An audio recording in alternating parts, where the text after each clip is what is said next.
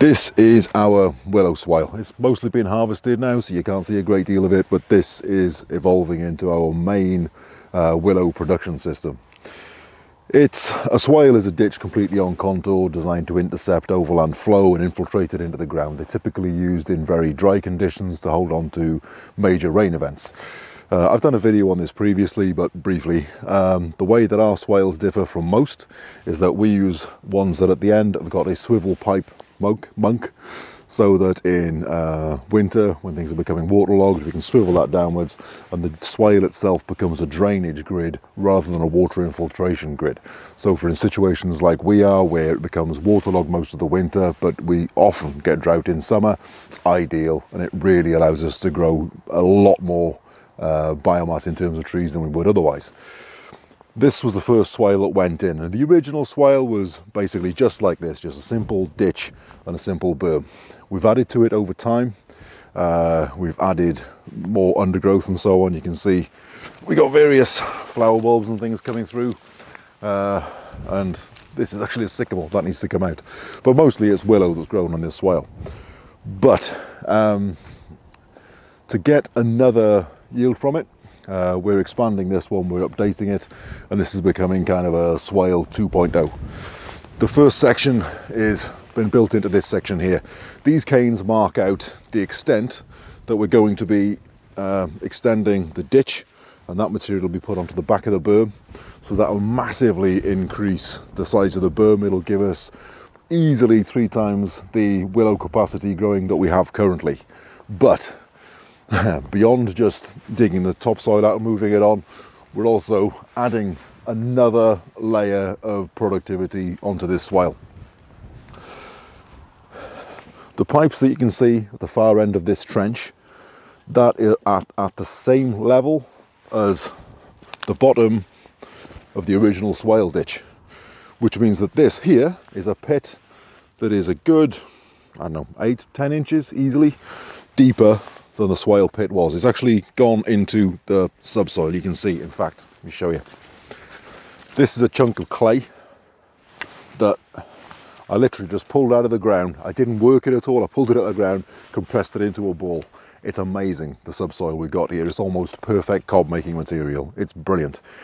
So I just put it up there just for fun. But it does mean that we hold on to water really well.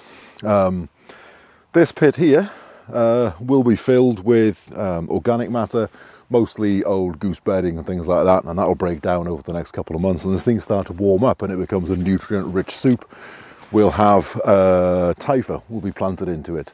In North America, that's cattail. Here in the UK, that's greater reed mace. Some people call them bulrushes. They're not. That's a different plant altogether, but that's what it's often called.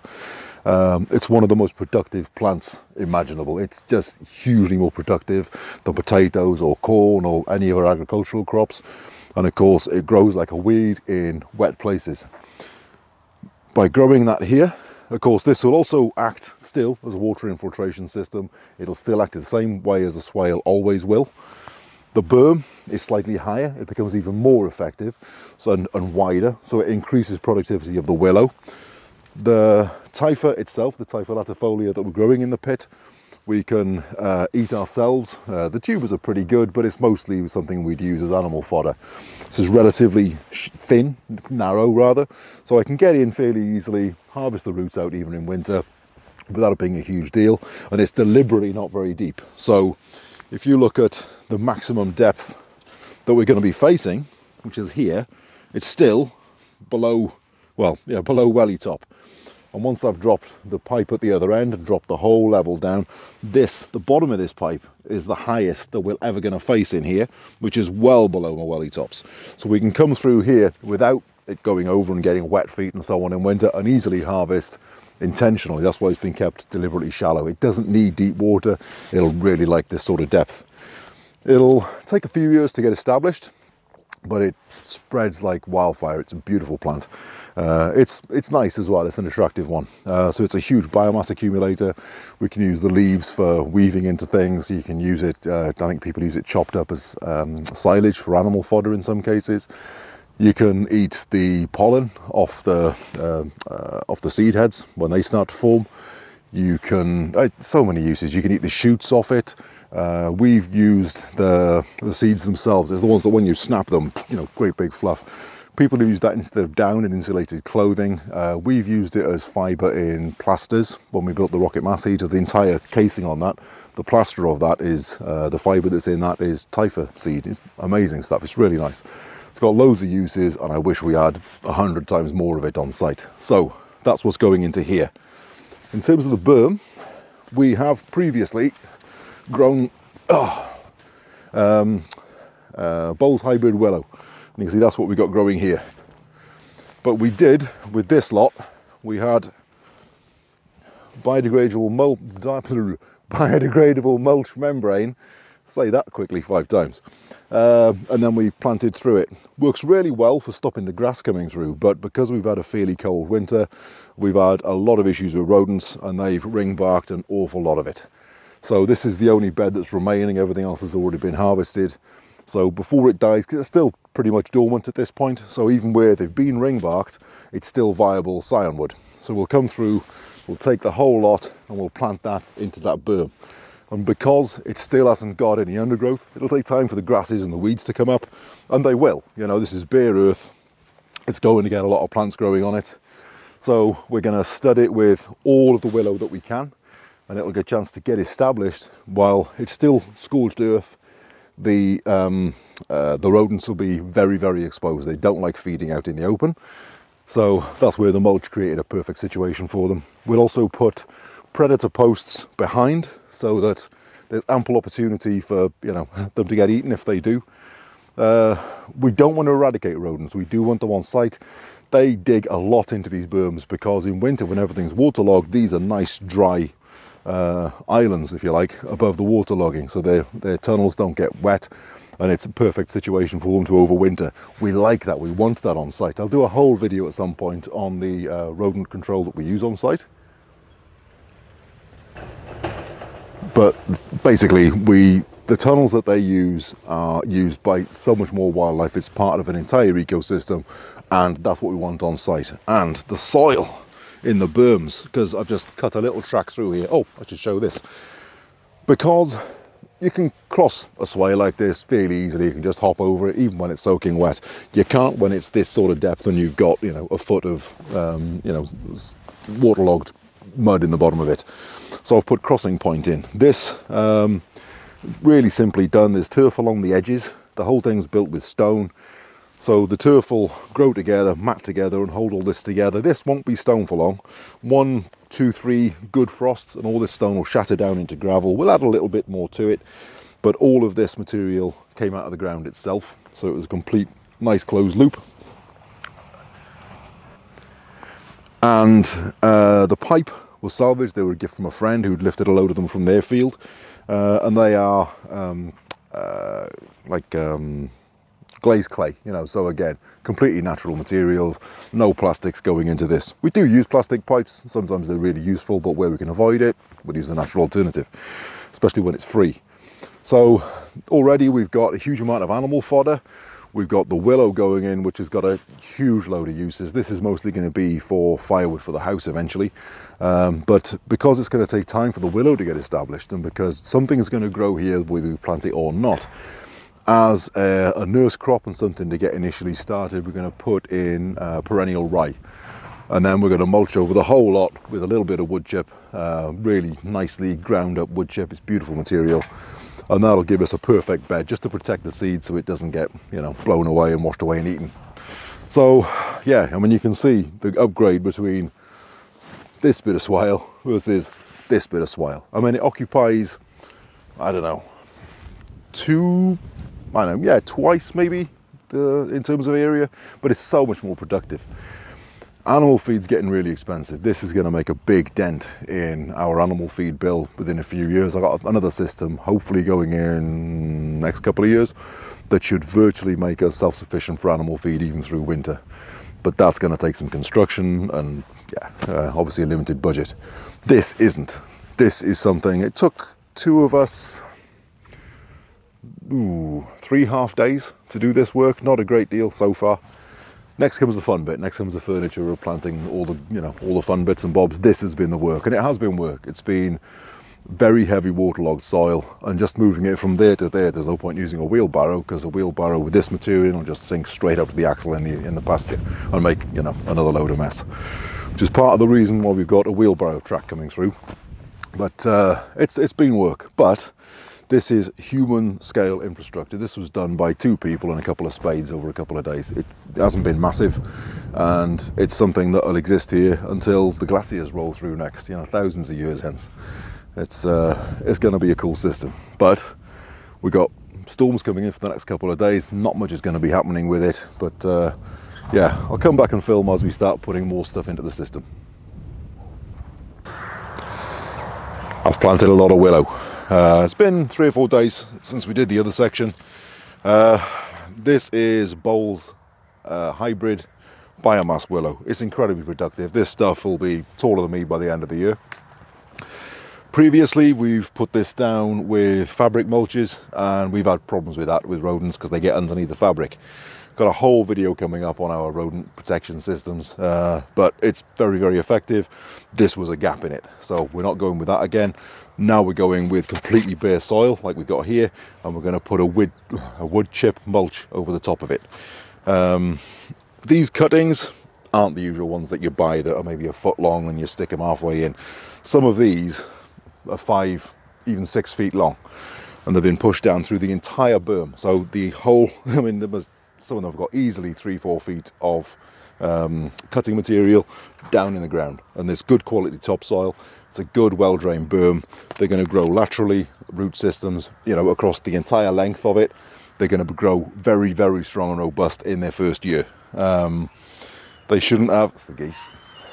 They shouldn't have too much competition this year because they'll be mulched, and by next year they should be well established. That's not a problem. This has taken all of the cuttings that we've got that are spare. We put them in other locations as well, but you know, for the berm plantings, I'm really pleased with them. They're very dense. I couldn't tell you how many hundred are in here. It's a lot. So that is the primary yield from the main section of the berm. But we've also moved around all of this material. This is wood chip mixed with goose manure out of the goose house over winter. So you can see it's really nutrient rich. That's going to be spread out across the whole bottom of the pit. It'll only be a few inches deep, but that's all it needs to be. And then we'll overseed that with the typha, but we'll film that when I go and harvest the seed for it. And then the back of the berm here. Now, you can see the sun's kind of behind me. Let's swing around. There we go. Right. This slope faces kind of northeast, which is not optimal for grain production conventionally. However, this far north, the whole thing of, you know, having everything facing south for optimal sun effect and all the rest of it is pretty much irrelevant. The sun comes up right over there, screams right around the sky all day, takes 20 hours to do so, and then goes down right over there before popping up again a couple of hours later. We get 20 hours of sunshine in summer, and a lot of that is concentrated onto the north berm, north side of the berm. So it's going to get plenty of sun, is my point. This is not great soil. The topsoil, right, we kept mostly the topsoil and the subsoil separately. So the main bulk of the berm is virtually all really good quality topsoil. This to the back here is more the material that was at the interface between the clay subsoil and the topsoil. So there's some decent soil, there's some decent nutrition in it, but it's very, very clayey. And you can, yeah, when it rains, you actually got little puddles in it where, you know, my hoof prints have been from my wellies, you know. It's very water retentive, really about a 50-50 mix topsoil and clay. So we can't grow a great deal on it. But what we're going to grow is, if I can get it out, this is perennial mountain rye. This is a perennial grain. See, it's not a huge seed head, but it doesn't matter. It's really good grain. So this has been processed, all ready for planting. So we put a load in last year. It did very, very well on the berms. So this lot is going in as well. It won't do a great deal at first, it'll just look like conventional grass, but then it'll tiller, put out multiple shoots from each one, so we'll end up with it probably up to this sort of height. So we'll get obviously a perennial grain from that we can plant elsewhere as a yield. We could use it as animal feed, there's all sorts of good stuff you can do with malting it and using it to fertilise plants. There's all sorts of potential with it, above and beyond it just being grain, as well as, of course, we can eat it ourselves. But we also have, as another byproduct, we have straw, which is hugely useful. We're doing a lot of natural building in the next couple of years. So the sort of good, thick, long straw that you get from, this sort of grain, it's beautiful, really good, long-lasting, good, tough carbon strands. It's really useful stuff. And it's just another thing that we haven't got to buy. It's another thing we can come out and harvest ourselves. So this is going to go on here. We've still got other stuff to go in as well. So we're talking about, maybe a 10-foot strip. We've already got about 6-7 yields out of it, and that's before we even start talking about things like biodiversity, habitat, and so on. It's absolutely brilliant system. So I'm not going to use a great deal of this. These plants tiller a lot. Oh, there goes one. So I'm going to sprinkle it fairly lightly. We'll barely use a couple of handfuls across this whole section. I'm trying to keep it short of where the willow is, because this stuff will grow so aggressively it could compete with the willow for the light, and that's what we don't want. So we're going to have a belt of this onto the back of the grain, and then we'll have the willow across the top, and in time even on the front slope of it as well we'll have willow, but we'll worry about that when the time comes. At the moment it's just to get this bed established. And I'm probably not far off the right amount just from that one little bit of a handful. I don't want to put too much in, maybe a touch more. But yeah, I don't want it to get mixed in together too much. With this being very low nutrient soil, as I say, it's at least 50% clay. Most crops wouldn't do well. This perennial mountain rye does not like a very fertile soil. It prefers a very low nutrient soil. In a really good quality bed of good quality soil, this could last perhaps 2 to 3 years. If it's put into poor soil, low in nutrient, then this can live up to 8 years, giving grain every year, which is far more useful. So with this being particularly low nutrient soil, it's going to be mulched over, of course, but particularly low nutrient soil, it should do. I think that's plenty. Maybe a touch more here, but literally we're talking just a tiny little bit more. There's barely any. Maybe if I put my hand in and pulled a handful out complete, it's probably about that amount across this whole section, I think. Yeah, I'm not going to put any more on, that's plenty.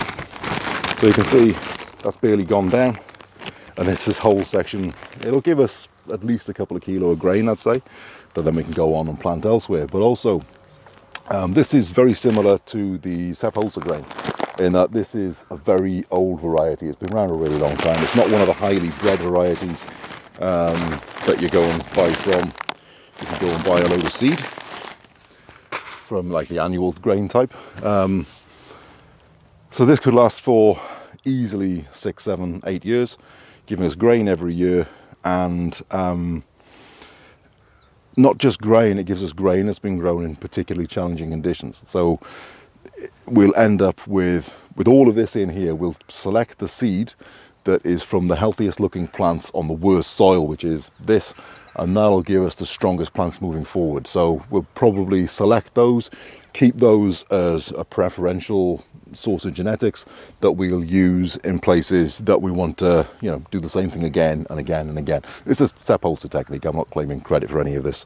So the next job will be, we'll spread that stuff out, and I think at that point we'll probably get a load of wood chip up and we'll mulch this whole section. It'll start looking a lot more together at that point, but there's no point filming just barrowing mulch around the place, so we'll film again in a bit late. This is Typha latifolia. This is greater reed mace, known as cattail in the US, of course. It's a massively productive crop. This is what we're going to be growing a lot of moving forward. This is going to be a substantial part of our animal forage resiliency systems, which is the direction we're heading more in over the next couple of years. This is, I think it's third year since establishment. These I brought in as ponds that I got from, as rootstock from a different pond. It's amazing stuff. It's really become established. It's done very well. I mean, you can see just how much of it there is. You can get food out of this for humans as well as animals at any time of the year. At this time of the year when everything else is dormant, it's a particularly nice day, but it is still the middle of winter. The only edible parts are the starchy roots, but in a month or two they'll start putting through the new shoots that come through, and you can eat them similarly to asparagus. They don't taste anything like it, but they're pretty good. You know, they're not bad at all. What we're after today are the seed heads, which everyone knows, of course. These things are amazing. As you can see, it just huge amount of seed material. I've got a load that I stored last year for going into natural plasters, which is another use that we use for it. But I mean, you can see it's just a huge amount of seed. So we're going to gather a few seed heads and we're going to go over and we can add them to the pit. But it, you know, I mean, again, on-site resources. It's species that are already here. Haven't got to do anything other than just, you know, walk 30-40 yards.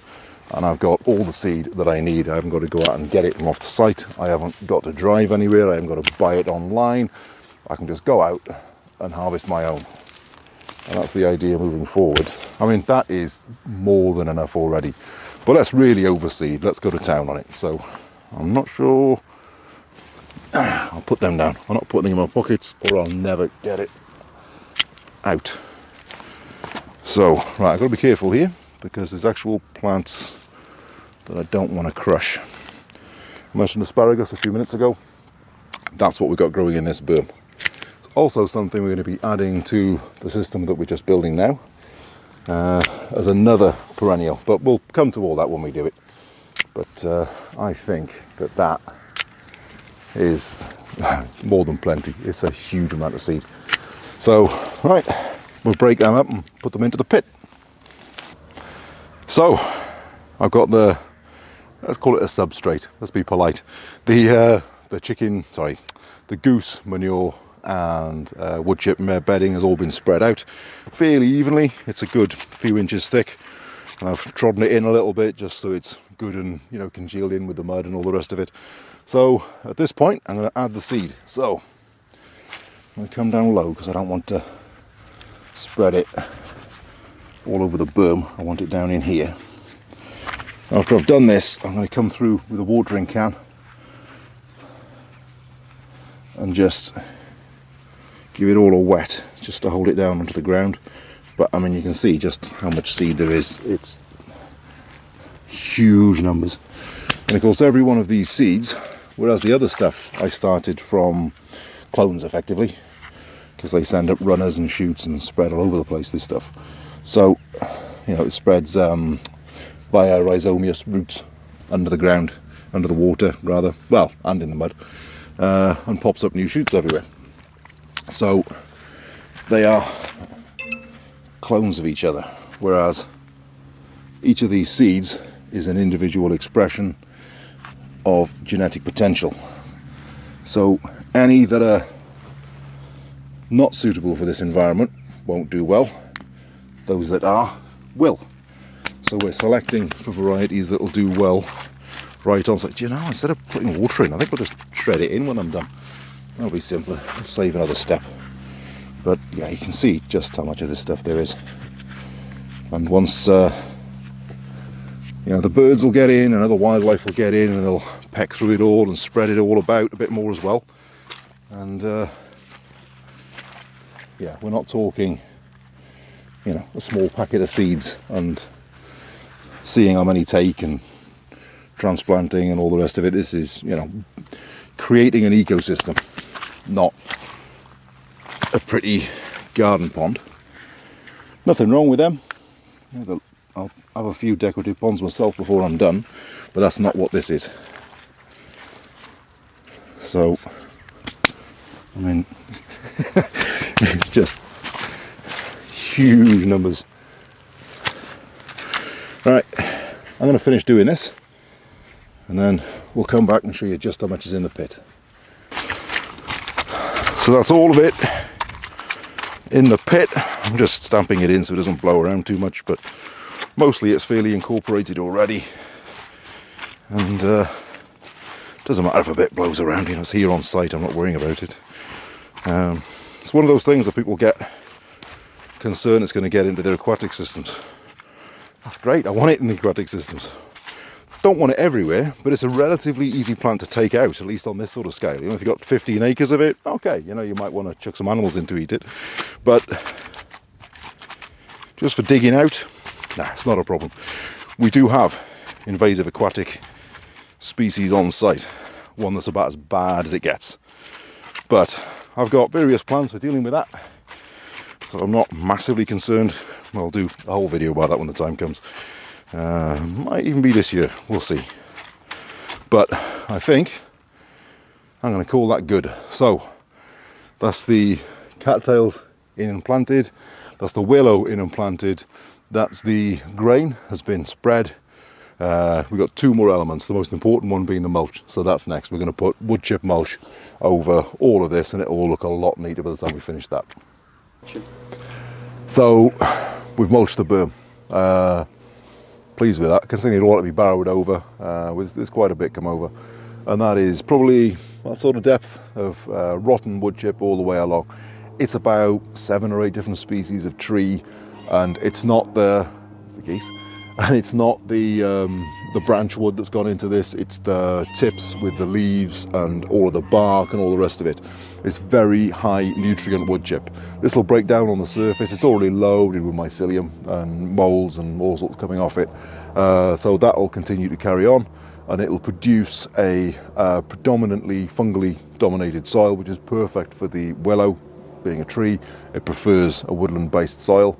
And on the back where we've got the perennial grain has gone in, the rye, the mountain rye, that has got a bit less wood chip on top because we want it to get a chance to warm up reasonably well. We got slightly different context there, you know, we wanted to be able to come through. So a little bit of mulch just to keep the moisture around the seeds and just so that birds coming through don't get all of it. That is still a transitional crop. That'll come through in 6-7 years time as that starts to fail. We'll do the same thing with this willow, straight onto the back of it, and you know, double the output of this swale, which is going to be significant, a huge amount of biomass. The next thing going into it is the asparagus, which is going to go on the south face here. What I'm aiming for is probably at this sort of height all the way along. I don't want to be higher up on the berm, could potentially get too dry. I don't want it all the way down where it's going to be waterlogged, but they do like really moist, like bottomland type conditions. So it's going to go along the bottom here. These are ones that we've done ourselves from seed. So you can see, hang on, that is a teeny tiny asparagus crown that is 1 year old. So that's going to be buried in, and we've got a load of them. It's probably about 10 or so here, just into this small section. Now, if you look at any book on asparagus, it'll tell you that they need, you know, really looking after for 3 years with, you know, a specifically shaped trench and so on. For the crowns that you go and buy in the shops, maybe, but we don't use them. We just grow our own from seed. These have been waterlogged. They've been completely dry on a few occasions. They've been really badly neglected, basically, in the transitional stage, and some of them died, you know, and that's just how it is. We grow them by the 100 for this reason. The survivors are already suited to the temperatures and the climate, you know, the harsh winters and high wind conditions. You know, they are suited for the climate already because loads of them have already died. These are the survivors. These are the ones that are going into the ground. Some of them will die. That's fine. The ones that don't are the ones that we want because they are suitable for our climate, completely neglected, and actually still produce a reasonable crop. And don't forget, these aren't going to produce the same level of yield as you get from some in a perfectly, you know, mulched bed and all the rest of it, and you worry about which gender you got. This is male and female, of course. We're going for these out here to be able to sexually reproduce. We're not going for cuttings.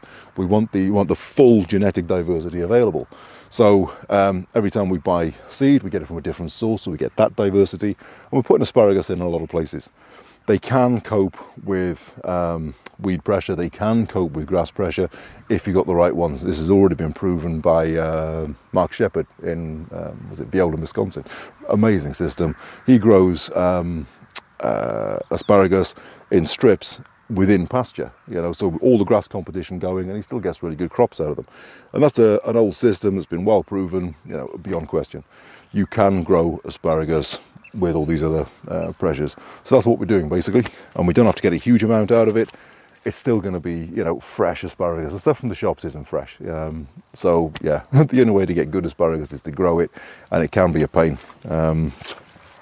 Mind you, I've got an entire breeding program for the stuff. It's hard to say that, it's less work, but moving forward, this will be self-replicating. This will just keep doing its thing. Same as all of this. It's all perennial. It's just, this is the setup phase. Beyond this, it's just all harvesting. And in terms of some things like the typha or the willow, it's pretty much indefinitely. They'll go for decades and decades. Yeah, I really like perennials. Right, so I'm just going to put these in really simply. So here's a nice crown. We come in here, open a little slot, drop that in there, make sure there's no voids, and then I'll get a bit of, where are we, a bit of reasonable topsoil. There we go, just to put around it. And that's it, that's an asparagus crown planted. And I'm going to do that all the way along, basically until I run out of asparagus crowns.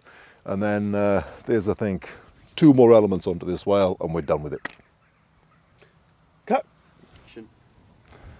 So that's the asparagus all planted. So the next step was the posts. These are predator posts.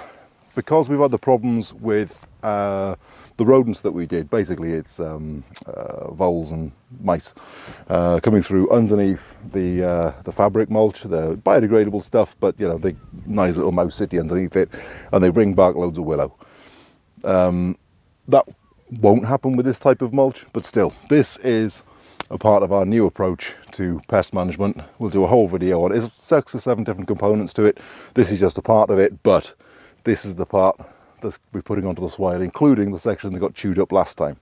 So that's got 2 posts. We've also got 2 posts here.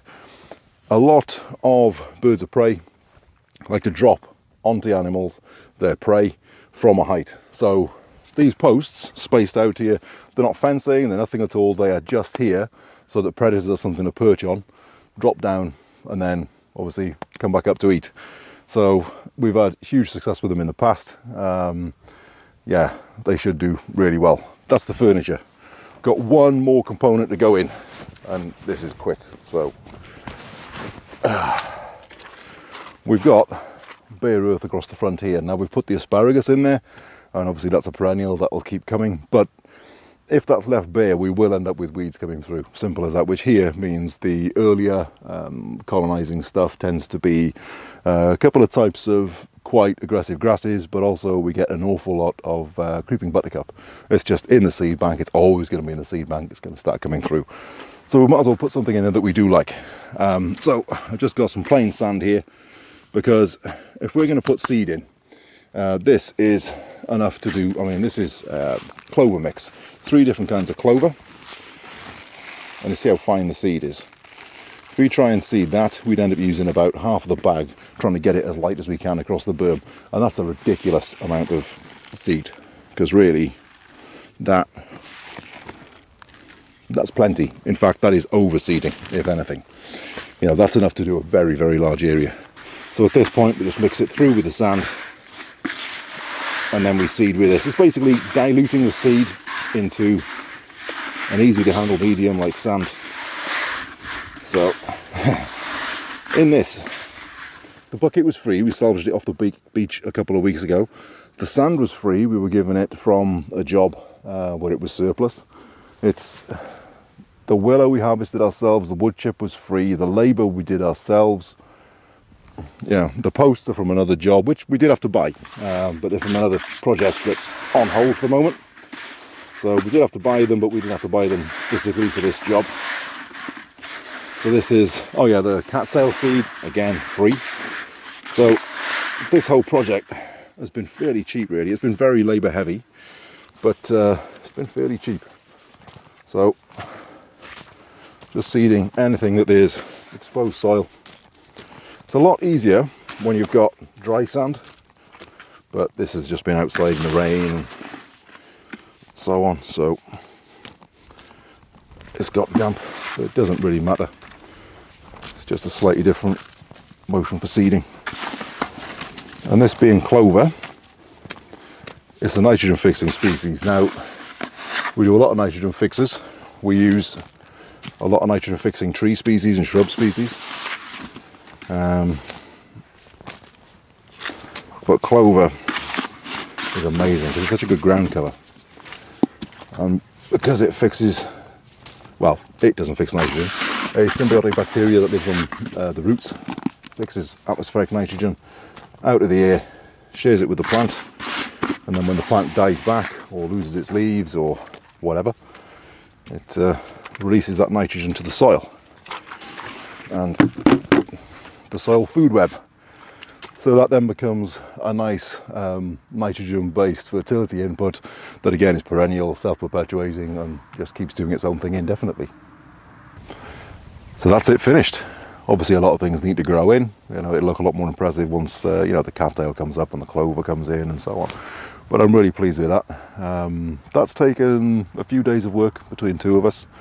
In fact, three of us. We had a little bit of help on yesterday. But really, it was all done with hand tools and a wheelbarrow with mostly free resources. Yeah, on top of all the other things I mentioned, of course, the stone, the pipe, you know, all free. A little bit of social capital. Some of them were given to us by people that, you know, here, you know, like using free stuff, do you want these? You know, people we've done favours for in the past and so on. So it's, yeah, it's a nice thing. So I'm really pleased with it. So in terms of yield, we've got biomass willow for cooking and heating. We've got grain for more grain and also for eating ourselves and for animal fodder. We've got straw for natural building. We've got it generating its own fertility. We've got, so you know, no inputs required. We've got asparagus. We've got animal fodder. We've got, again, fibres for natural plasters. We've got, you know, food year round basically in the shape of the typha. In terms of the willow, we've also got ecosystem functions in that it's a really good early forage for bees. Loads of bees love it. It's, yeah, and it's all within a single little strip of swale. This is basically the prototype for what we're considering doing with all of our swales moving forward, at least the bigger ones. We'll continue the ones either side of it, which are already marked out. At some point, probably, hopefully before summer, we'll have those completed. And we'll probably leave it and give it a year and see how it all performs, because we might, you know, nudge it slightly and change a few things before we expand further across. But it's a nice little contained system down here in what is effectively a backwater, because all the other swales run parallel down the slope. And because they're not measured out, they run completely on contour. They can vary. And this one snakes all over the place. So it's actually quite a little backwater. If we were going to make a big square paddock in here, then this is a little out of the way little corner. So it's a perfect place for introducing all of this. Moving forward, there's going to be a strip of a different type of willow on the inside here. That's not for growing for fuel. It's a different purpose, but we'll talk about that when the time comes and it goes in. And then the other side of that, we need to, in the longer term, we need to have a track coming through and crossing the swale there at a point where it virtually goes at like a 45-degree angle, so we can go straight through the swale berm there, and the track can carry on for access right across that side of the site in winter with vehicles. But that's years down the line. But you got to plan these things when you're putting things like, you know, permanent infrastructure in. This paddock here in this summer, hopefully, we'll be fencing it in, and the geese, which you keep hearing in the background, and probably, hopefully, another generation of them by summer anyway, will be out here grazing on forage, reconditioning the pastures, bringing this really back into good productive land. Their manures and so on will just get washed downhill into the pits, grow everything else. So that's another function of it, is it cleans up the wastes from our grazing system, So there's no manure water or their bathing water or anything going into a system where it's going to cause runoff and cause problems. We're making use of all that fertility right here on site. And another feature is the goose bath that will be the permanent water will be placed at the bottom end of this. So every couple of days it needs swapping out depending on the usage and the temperature and so on. That can just be dumped straight out, where all of that goes straight into the swale ditches and again grows loads of products for us, and not causing a problem at all. In terms of longevity, this type of infrastructure should last for centuries. It'll need a little bit of maintenance. The berms do get dug into by rodents and things like that, so they'll need topping up now and again. The willow will need a really good aggressive coppice every few years, or it will eventually die. It'll be coppiced indefinitely though. It'll just keep producing biomass and regenerating. Beyond everything else, it's all just harvesting. It's just taking yield from it. It's a really beautiful system, especially considering that even the outputs from the geese that are going to be, partially powering all of this, they're predominantly living just on pasture. There's no real inputs there, and moving forward there'll be no inputs that aren't generated on site. We've got a lot of systems going in the next few years that are intended to grow fodder for animals, and this is the first little nudge in that direction, really. No, I suppose not the first. We have got other things, but this should do well in its first year. Yeah, I'm really pleased with it, so we'll see what it does over this next year, but yeah, that's our swale 2.0.